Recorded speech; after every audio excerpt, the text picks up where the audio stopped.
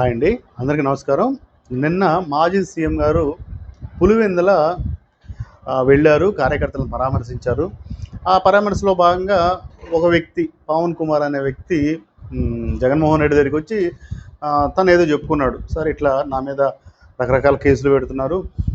దాంట్లో CI, DSP నన్ను పిలిచి ఇన్వెస్టిగేషన్ చేస్తున్నారు, విచారిస్తున్నారు అని చెప్పినప్పుడు ఈయన ఒక మాట అన్నాడు. ఈయన అన్న మాట ఏంటి? ఓకే. అయితే యాక్చువల్‌గా ఈ పవన్ కుమార్ అనే వ్యక్తి కొన్ని కేసుల్లో ఏ2గా, ఏ3గా అలా ఉన్నాడు. సో, అప్పుడు జగన్మోహన్ రెడ్డి ఆయనకిచ్చిన భరోసా ఏంటంటే, "ఏం పర్వాలేదు. మీరేం భయపడాల్సిన అవసరం ఏం లేదు. నెక్స్ట్ వచ్చేది మన గవర్నమెంటే. మన గవర్నమెంట్ రాగానే నీ మీద ఎవరైతే కేసులు పెట్టారో ఆ సీఐని, ఆ డీఎస్పీని పిలిచి నీకే సెల్యూట్ చేపిస్తాను. నువ్వు ధైర్యంగా ఉండు" అని చెప్పాడు. అతని కళ్ళలో ఆనందం వెల్లివిరిసింది. ఓకే.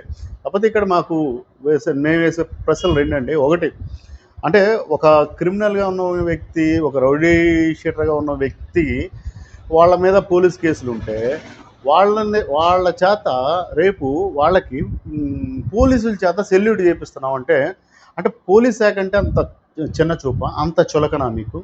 ఎలా అండి? వాళ్ళంత ఉన్నత స్థాయిలు చదివి మరి గ్రూప్ 2లు, గ్రూప్ 1లు రాసి పోలీస్ శాఖలో ఉన్నత స్థాయి పదవులు చేస్తూ ఉంటే వాళ్ళ చేత మీకు రౌడీలకి, ఖైదీలకి సెల్యూట్ చేపిస్తారా? ఎలా అండి? దీన్ని పోలీస్ శాఖ వాళ్ళు సుమోటోగా తీసుకొని జగన్మోహన్ రెడ్డి మీద ఒక కేసు కూడా వెళ్ళవచ్చు.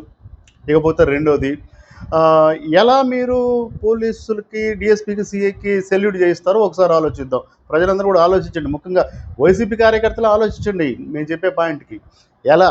ఒకవేళ అతన్ని, ఇదే పవన్ కుమార్ని ఏదైనా నియోజకవర్గంలో ఎమ్మెల్యేగా నిలబెట్టి గెలిపించి రేపు రోజు నిజంగా మీరు భ్రమిస్తున్నట్టుగానే మీ ప్రభుత్వం వస్తే ఆ ఎమ్మెల్యేకి, సిఐ కానీ, డిఎస్పీ కానీ సెల్యూట్ చేస్తారా? చేయరు కదా. క్యాజువల్గా కూర్చొని మాట్లాడతారు, దట్స్ ఆల్.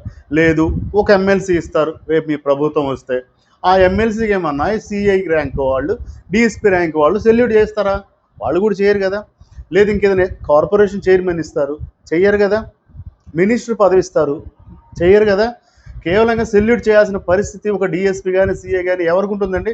ఒకటి సీఎం, రెండు హోమ్ మినిస్టర్. వీళ్ళిద్దరికి మాత్రమే సెల్యూట్ చేసే పరిస్థితి వస్తుంది. మరి మీ సీఎం సీట్ని ఏమన్నా త్యాగం చేస్తారా ఈ పవన్ కుమార్ కోసం? లేదు, హోమ్ మినిస్టర్ పదవి ఇస్తారా?